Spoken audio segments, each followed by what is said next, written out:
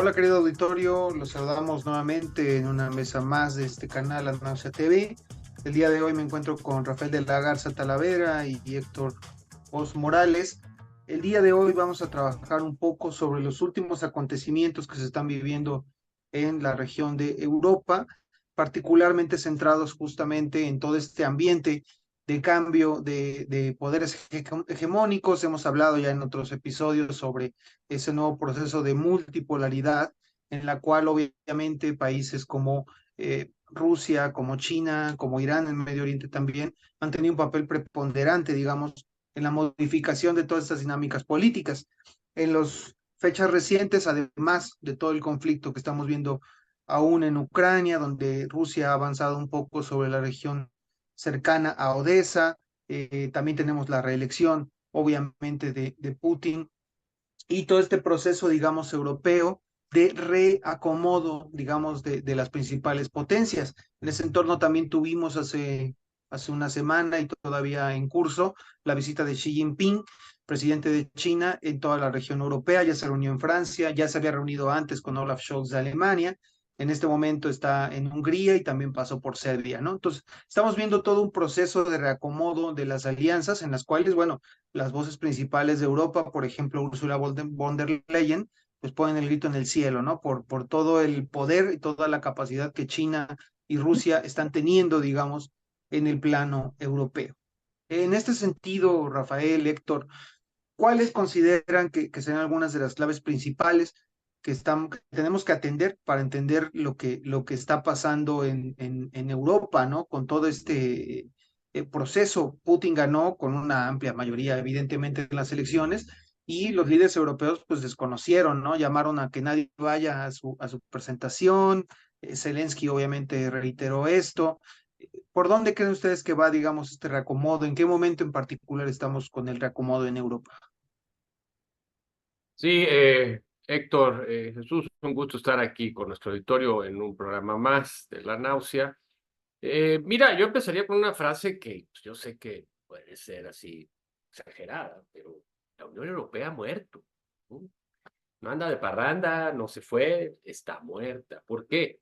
Bueno, pues porque la Unión Europea surge como un proceso que tenía la intención de conformarse en un bloque económico que disminuyera la dependencia con el mercado estadounidense y que pudiera este bloque tener autonomía, ¿no? Como para dirigir su política económica. Hoy por hoy, si asumimos que la Unión Europea es un bloque económico más que político, con una moneda, con apertura comercial, etcétera. Pues lo que vemos hoy es que la Unión Europea ha muerto toda vez que no goza más, si es que alguna vez gozó de autonomía.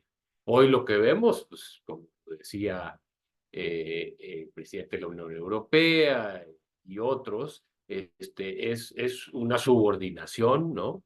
Descarada hacia los Estados Unidos, que incluso está castigando a las poblaciones, aumentando, ¿no? Precios en escalada, sobre todo por tú quieres estas, se les llaman, ay, perdón, estas represalias económicas que dejaron, que Europa llevó adelante dejando de comprar el petróleo y el gas europeo para comprarlo más caro a Estados Unidos. Entonces, en ese contexto de una Unión Europea que está dividida, vemos el caso de Hungría, de Polonia, donde ya vemos que en realidad es difícil sostener una unidad. Vemos a un país como Rusia que que elige una vez más a Putin como presidente. Estamos hablando ya de 23, 24 años, porque todo esto empieza en el año 2000, cuando él es primero primer ministro, el presidente, luego es primer ministro, en fin, así hay una serie de enroques y finalmente logra modificar la constitución para poder ser reelegir. Y es muy sintomático de esta crisis europea, ya que precisamente Putin intentó en todos estos años de que estamos hablando integrarse a la economía y el mercado europeo, ¿sí? Esa era su intención, esa era si usted quiere, una deuda histórica que la clase dirigente europea, rusa tiene con Europa desde Catalina la Grande, sistema apurado. Los rusos siempre quisieron integrarse, ser considerados. Y la Unión Europea, hasta la fecha, pues los considera como algo extranjero, externo, bárbaro, etcétera, ¿no? Y al final, pues ese proceso se interrumpió y se empezaron a hacer todas estas sanciones económicas de Europa, dándose un tiro en el pie. Y entonces, pues lo que pasó fue muy sencillo. Rusia se volteó hacia los mercados emergentes, como lo son China, la India, etcétera. Y entonces hoy tenemos una economía más o menos estable que permite, hasta cierto punto, la reelección de Putin por altos niveles de votación. No creo que con alrededor del 80%. Cuando uno revisa la prensa europea y estadounidense, pues lo que se encuentra parece ser lo mismo, ¿no? No, pues Putin es un dictador, es esto, es el otro, es un discurso que escuchábamos con Chávez también. Y efectivamente, o sea, pues resulta que Putin ya lleva el segundo lugar en duración en un puesto público en Rusia, si consideramos a la Unión Soviética, ¿no? Parte de este continuum con Stalin. Y entonces, bueno, los países europeos y Estados Unidos y estas democracias se ponen el grito en el cielo, pero no lo ponen porque precisamente en este mismo año tuvimos otras reelecciones notables, como la de Modi en la India, nadie dijo nada. La de Bukele en Honduras, que si lo dejamos ahí va para adelante, tampoco hubo mucho. Y otras, Turquía, creo que Egipto también, Turquía también con Erdogan, entonces, pero Rusia, evidentemente, en esta situación en la que se encuentra, sobre todo por la guerra en Ucrania, pues ha sido, ¿no?, satanizada. Pero lo que vemos es un presidente que tiene, nos guste o no, un alto índice de aprobación, porque a pesar de la guerra y de los conflictos con las sanciones, la economía rusa no ha colapsado. La economía rusa se sostiene, aunque ahora, evidentemente, con algunos costos. Se está dejando de hacer inversión para la industrialización del país para mandarla al armamento. Pero sabemos que la producción de armamento también genera empleos y genera riqueza.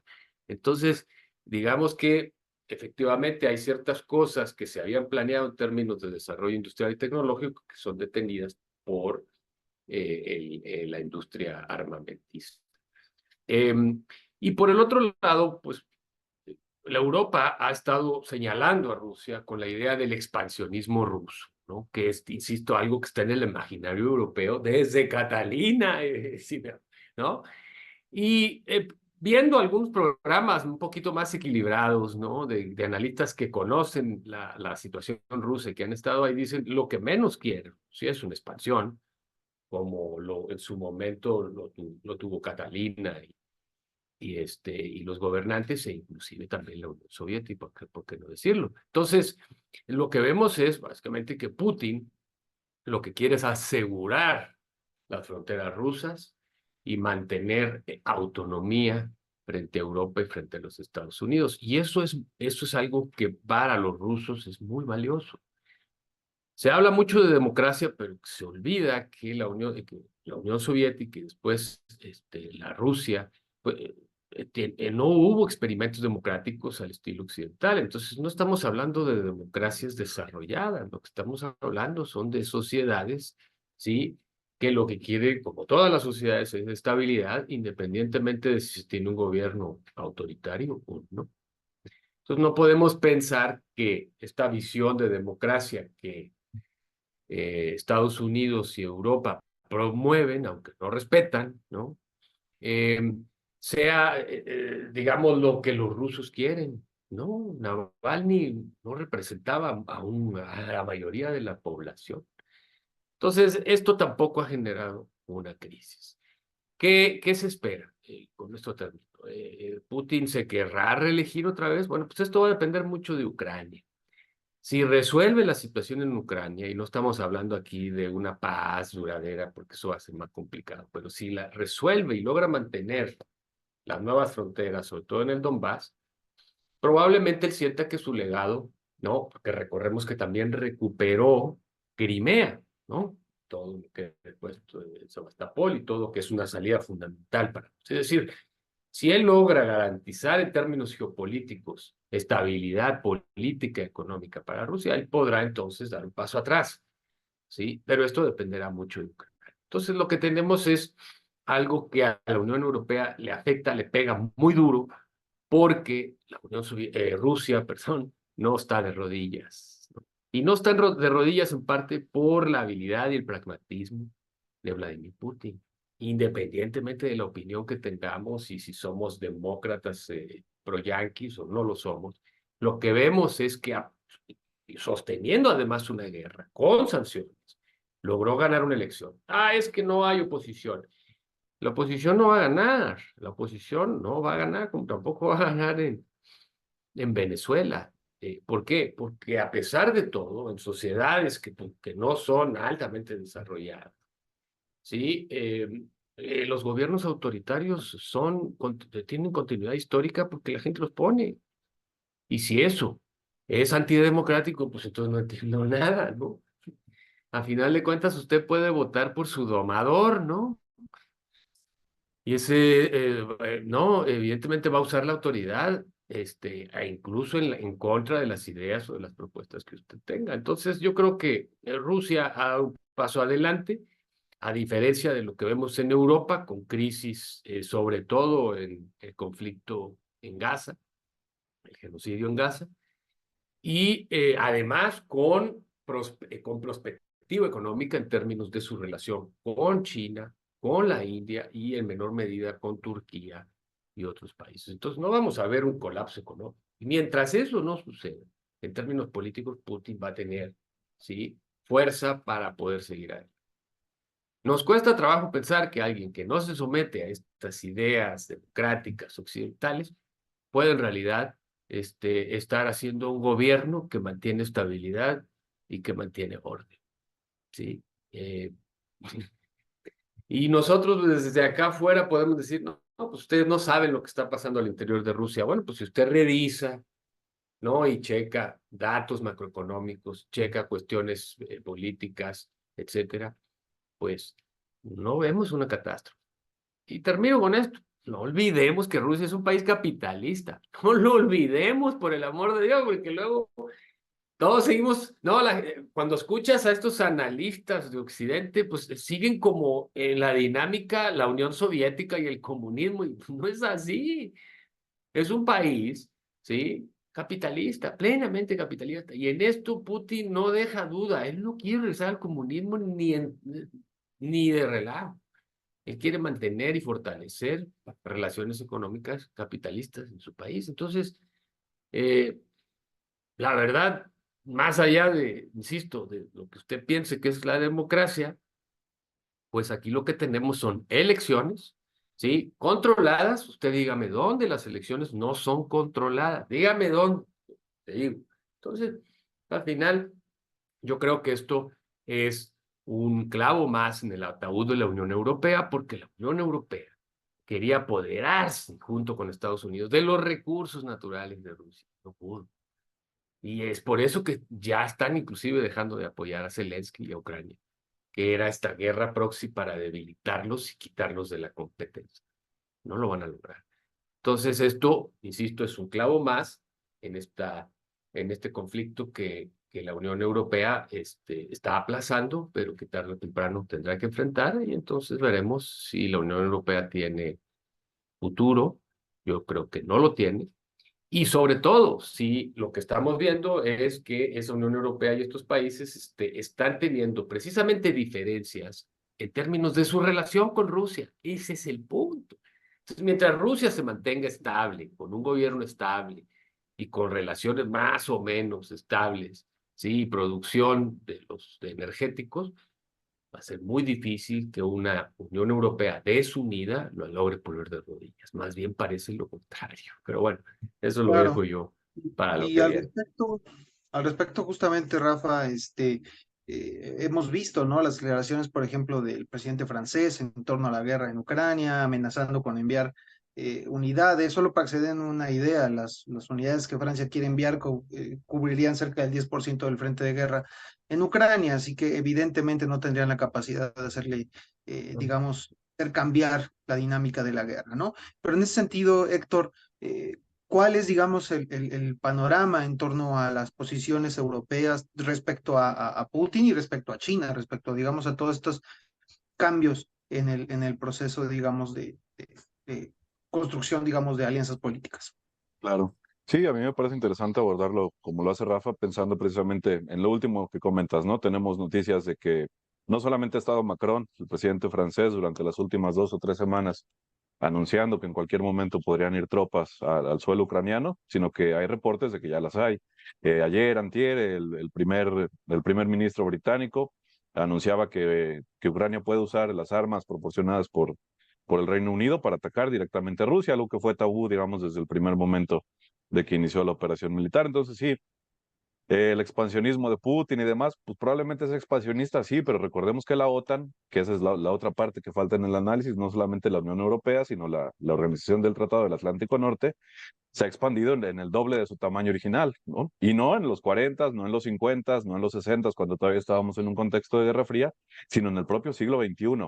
Y ya con Putin pidiendo precisamente entrar a esa organización, ser parte, como lo comentaba Rafa, ser parte de la Unión Europea, ser parte de la OTAN. Nada más que era, evidentemente, quitar el control de los Estados Unidos o el control completo que tienen los Estados Unidos sobre Europa, tanto su versión económica, que es la Unión Europea, como su versión militar, que es la OTAN. Entonces, efectivamente, Rafa dice, la Unión Europea está muerta, la OTAN probablemente también, pero pues lo que hay que entender yo creo es que nacieron muertas, efectivamente. Nacieron muertas porque no son unos Estados Unidos de Europa como nos lo quieren vender los propios europeos, no. La Unión Europea es la representación de los intereses estadounidenses en el viejo continente y por eso el euro no es otra cosa más que el marco alemán que viene más o menos devaluado a finales de los 2000, pero bueno, Alemania sigue siendo la semipotencia, la potencia de tamaño medio en Europa y es de quien se agarra Estados Unidos para montar ese tinglado, ¿no? Y específicamente el requerimiento es el que señalaba Rafa. Si Alemania va a ser parte de la Unión Europea, si Alemania va a ser la que lleve la voz cantante dentro de la Unión Europea, sujeta por supuesto a las políticas de los Estados Unidos, no puede tener tratos comerciales con Rusia.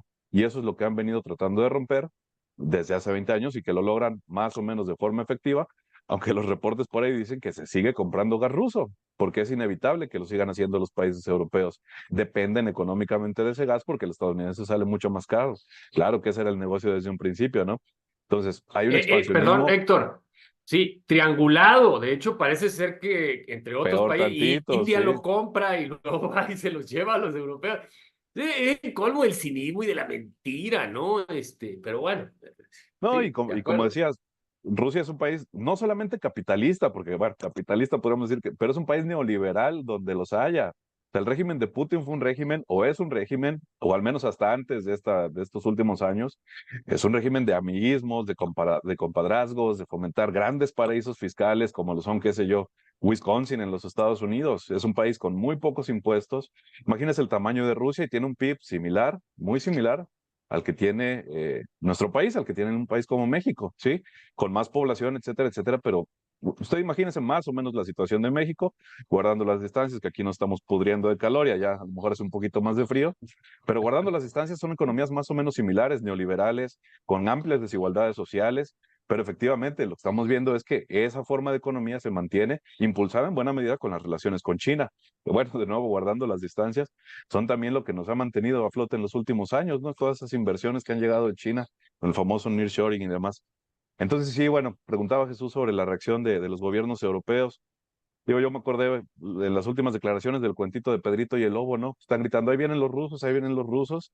El problema es que cuando de verdad vengan, a lo mejor ya no está Biden en la presidencia de los Estados Unidos, a lo mejor está Trump, quien ya amenazó con salirse de la OTAN si no pagan sus cuotas de los estadounidenses. Y dos, hay elecciones europeas a mediados de junio de este año, que probablemente también puedan cambiar ese panorama, ¿no? Decíamos, pintan estos analistas, digamos, burdos, que hay dos mundos, ¿no? Un mundo demócrata, un mundo liberal, el paraíso terrenal, que está representado por Occidente, y las autocracias de lo que, como comentas, pareciera que fuera la Unión Soviética todavía, de China, y por ahí, bueno, agregan a Irán, agregan a algunos otros países, cuando lo cierto es que, a ver, pensemos, se celebraron elecciones en Rusia, no se celebraron en Ucrania por el pretexto de la guerra. ¿Quién canceló medios como RT, como Sputnik? Fue Occidente quien censuró esos medios. En Rusia, hasta donde yo tengo entendido, todavía se pueden ver las noticias de Occidente, pero nosotros no podemos agarrar, prender el canal de YouTube y ver un canal ruso. ¿Por qué? Bueno, ¿quién está pensando en banear TikTok? ¿Quién controla X? ¿Quién controla Meta? ¿Quién prohíbe? ¿Quién reprime las manifestaciones? Entonces, ¿de qué democracia me estará hablando? Sí, los gobiernos pues, son autoritarios por naturaleza, pues porque su función es ejercer la autoridad. O sea, Entonces, eso es evidente. qué gobierno no censura? Digo, "Pues, es que no la muelen". Es ver la paja en el ojo ajeno y a mí me parece que es básicamente repetir como perico lo que las oligarquías occidentales quieren que digas. Entonces digo, no puede Y ese es el ser. punto, digamos, a mí no me gusta utilizar el término, pero esa batalla cultural, si usted quiere, de la democracia liberal avanzada que nos llevó a grandes hitos en la historia de la humanidad, lo cual sabemos que no es cierto, ¿no? Que no se compara No, precisamente la forma de intervenir de los gobiernos, pero que al final del día pues, son gobiernos, son autoridades, ejercen su poder y para ir cerrando, digamos, esta participación, lo que vemos es esa descomposición de ese sistema liberal que no se sostiene ya, y entonces después nos asustamos cuando surgen los gobiernos populistas, cuando surgen los gobiernos como Erdogan, o cuando personajes como el propio Bukele o el propio Putin toman el poder, se aferran, se afianzan en él con un respaldo amplio, importante por parte de sus poblaciones, porque ojo, son las democracias liberales, y perdón, pero también son esos gobiernos progresistas, socialdemócratas, los que entregaron a la población a los grandes capitales, a las grandes transnacionales, y los que están duro y dale, no solamente desde el 2020, desde el 2010, picándole la cresta al oso de Rusia, a ver qué día se le ocurre responder, y entonces reactivamos la maquinaria militar y volvemos sí, a sí, sacar sí. nuestros stocks, pero eso es lo que estamos viendo. Exacto. Y última, los perros chihuahuas, por ahí escuchaba yo que decían Estonia, Letonia, Lituania, países chiquititos que formaron parte de la esfera soviética en su momento, pero que también estuvieron influenciados por todo lo que pasó en Alemania en los 40. Entonces, esos pequeños países junto a Polonia son donde probablemente sí podamos ver una forma de escalada. Ojo, no propiciada por Rusia, sino propiciada precisamente porque la OTAN se sigue expandiendo, sigue haciendo ejercicios militares, frente a los cuales una potencia media, si usted quiere, como Rusia, pues tiene que responder eventualmente. No estamos, insisto, en el escenario de la Tercera Guerra Mundial todavía, pero son este tipo de cuestiones las que vemos cómo se van reproduciendo y cómo van dando cuenta de ese declive en la hegemonía estadounidense, que a lo mejor ya ni es hegemonía, porque tiene un mundo con 4 o 5 frentes de conflicto abiertos, cuando un país hegemónico, pues de lo que se trata es eso, de controlar, de mantener la estabilidad, como tú lo decías. Estados Unidos ya no puede. No, claro, no. Vamos, no lo decimos nosotros, aunque lo hemos repetido varias veces en estos programas. El fracaso de la democracia liberal es lo que ha generado monstruos como Milei, Bukele, Orbán, etcétera. Pues pero ¿cómo le echan la culpa a, a Blancanieves? Pues es que, a ver, o sea, la devaluación de la política, los 40 años de neoliberalismo que le dieron en la torre a estas democracias liberales ya de decadentes, pues es la razón por la que la gente dice, yo para qué quiero democracia, yo lo que quiero es un líder fuerte y que garantice, y esa es la tendencia. No estamos juzgando aquí, pues es un hecho, o sea, no es una cuestión de interpretación, ¿sí? Entonces, están los que creen que hay que regresar a esa democracia liberal, revalorarla. No, no, no se puede. Hay que mirar hacia adelante, ¿sí? Entonces, una es, pues, esta salida autoritaria para mantener, ¿sí? El sistema económico. Y otra es una salida en donde los pueblos, ¿no? Y en este caso, señaladamente en Europa, ¿sí? No permitan que sus oligarquías los vendan por un plato de lentejas, porque eso es lo que están haciendo ahorita. Entonces, mientras las oligarquías no se les enfrente la gente, no va a pasar, o sea, vamos a seguir en la situación en la que estamos con gobiernos cada vez más autoritarios, ¿no? Entonces, o sea, Y creo estaba que En viendo, por Oriente y en ejemplo, Occidente. no, en yo Holanda creo un bulldozer tirando pues la alambrada ahí, lo que pusieron los estudiantes holandeses para proteger por Gaza. Un bulldozer, como lo hacen en Israel, en Gaza, con las casas. Entonces tú dices, y estas son las democracias liberales. Tú dices, o sea, es mucha tentación. Y hay ejemplos históricos que van en los años 30, etcétera. Entonces, bueno, pues digo, y no creo nos que vamos a cansar. Justamente lo central también aquí es recordar las posiciones de Europa. Ok, después de la Segunda Guerra Mundial, Estados Unidos toma el control, digamos, a cierto punto de las posiciones europeas y digamos, el cabildeo con todas estos liderazgos, pero recordemos, por ejemplo, que en 2002, cuando se empieza a hacer todo el proceso para invadir Irak, las potencias europeas al principio no quieren entrar en la guerra, incluso se oponen, e incluso dentro de la ONU condenan la lógica estadounidense de hacer este ataque preventivo, ¿no? Porque pues, en términos legales no es posible, ¿no? Mientras que ahora en un entorno en el cual la guerra, digamos, está en Europa Oriental, se van al despeñadero con Estados Unidos. Sacrificaron a Alemania, sacrificaron la industria alemana en pos de estar del lado de Estados Unidos y ¿Y, ahora están sacrificando todo lo que queda. O sea, y cuál es la razón? La lana, o sea, pues es el capital financiero, es el Deutsche Bank, entonces esos venden lo que sea, o sea, lo que quieren es seguir manteniendo esa rentabilidad a costa de su gente, ¿no? No, Esa y es por la ejemplo, razón, no es déjame una agregar, razón ideológica, no es claro, ideológico el pero por ejemplo, asunto. en función precisamente de lo que decía Chucho, pensemos en ese contexto de los 2000, de la invasión a Irak. Alemania no apoya esa invasión, la apoya en Reino Unido y la apoya España. Pero son precisamente los años en los que Alemania tiene una relación más estrecha, no voy a decir de amistad, con Rusia. O sea, son los años en los que se empieza a construir el Nord Stream, cuando hay una aparente independencia alemana frente a los Estados Unidos. Esa independencia alemana se termina y con ello se termina la independencia, entre muchas comillas, de la Unión Europea. Entonces, me parece relevante, como lo señala Jesús, precisamente por ese cambio que hemos visto en los últimos 20 años, que, ojo, viene atravesado por las grandes crisis del 2007 y del 2012, que bien o Claro, mal claro, impactaron, sí. una burguesía europea debilitada por las crisis, que la única salida que ve es la especulación y la rentabilidad financiera, se acabó. Una Entonces, oligarquía financiera, sí.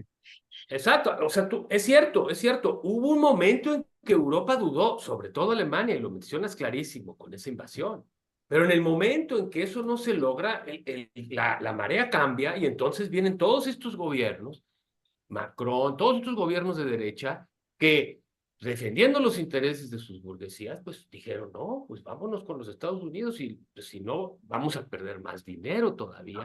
Y le pasamos el costo a la población. Pues ni modo, mano, alguien lo tiene que pagar, y siempre, casi siempre lo pagan los mismos, ¿no? Ahora, creo que también otro síntoma, justamente, y hablando un poco de China, tiene que ver con la capacidad que tienen, digamos, ahora los otros, otras potencias, digamos, fuera del mundo occidental, de plantear cara. Habíamos dicho en algunas otras sesiones que justamente Sudáfrica, por ejemplo, ¿no? Planteando cara sobre la cuestión de Israel, varios países que denuncian a Estados Unidos, incluso también en las cortes. Esto pasaba también antes. Lo que no pasaba y esto es central, un factor importante. China no hablaba. China, hasta antes del proceso del encierro por el COVID, había tenido una posición muy calmada, muy centrada en no tomar posiciones. Y ahora Xi Jinping, en su visita a Serbia, va y recuerda los 25 años del bombardeo de su embajada en Serbia, ¿no? Durante todo este proceso de genocida, también hay que decirlo, en Kosovo por parte de la OTAN. Entonces China va y dice, no lo vamos a olvidar y nos planteamos aquí. Asimismo se reúne con Orbán y con el presidente Vučić de Serbia. Por Serbia. cierto, también lo que nos refleja el carácter pragmático de China, porque los dos son ultranacionalistas que poco se pueden acercar a la postura menos ideológica que plantea el Partido Comunista Chino, pero que establecen, digamos, puntos de encuentro económicos, sobre todo en este entorno de la ruta y la franja de la seda, una vez que Italia se sale, por cierto, que son importantes para, digamos, tomar una posición ya en Europa occidental. Aunque Francia se enoje y diga que qué malos los chinos porque no les quieren dar mejores entornos económicos para sus empresas obsoletas que no pueden competir con las empresas chinas, von der Leyen diciendo que no es justo, que no se puede competir con empresas chinas subsidiadas, cuando los europeos subsidian a sus empresas, la diferencia es que no son capaces productivamente de hacer lo que hacen las empresas chinas. Entonces estamos viendo genuinamente una toma de posición política y económica de China sin precedentes y que sin lugar a dudas está moviendo ya el tablero geopolítico.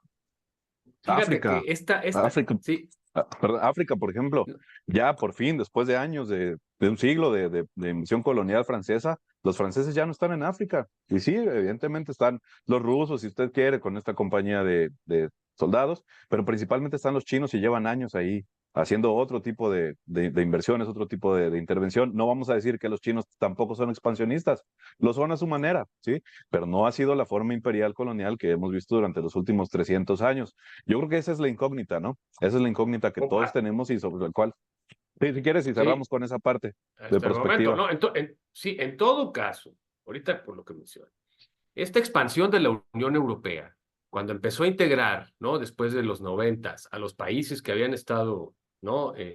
Bajo la égida de la Unión Soviética, son países que tienen burguesías que no son las burguesías ni alemana, ni francesa, ni italiana. Son burguesías que crecieron después de la caída del muro de Berlín.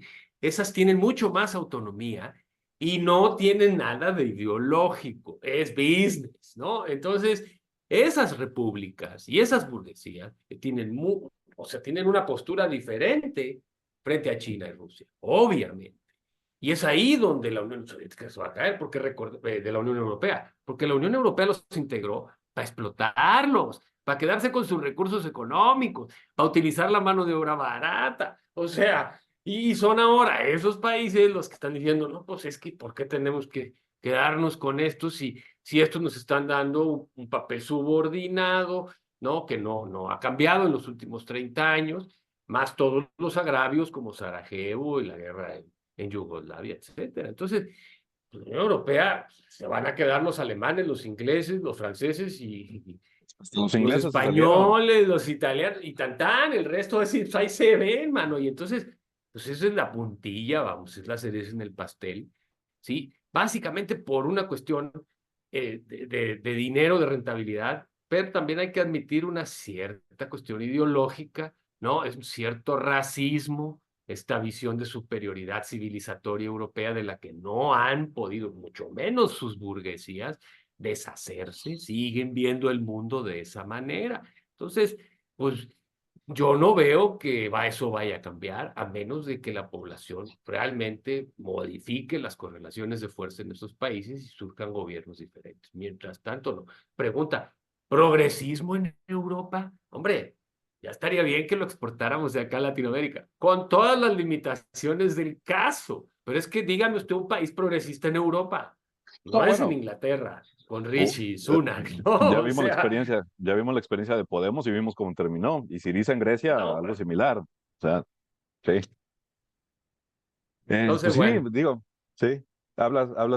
Hemos hablado de la muerte de la Unión Europea, que no queda la impresión de que estamos diciendo que va a desaparecer el día de mañana, ¿no? Hablamos, digamos, en sentido figurado de que precisamente va a ser cada vez más irrelevante, y lo fue, en realidad lo fue prácticamente desde siempre, porque entendamos que es la extensión del protectorado estadounidense, de la hegemonía estadounidense. Entonces, conforme pasen los tiempos, será cada vez más irrelevante en la medida en la que se sigan comportando esas autoridades, esos representantes, como lo hacen, que son plegándose a los intereses todavía de Washington, ¿no?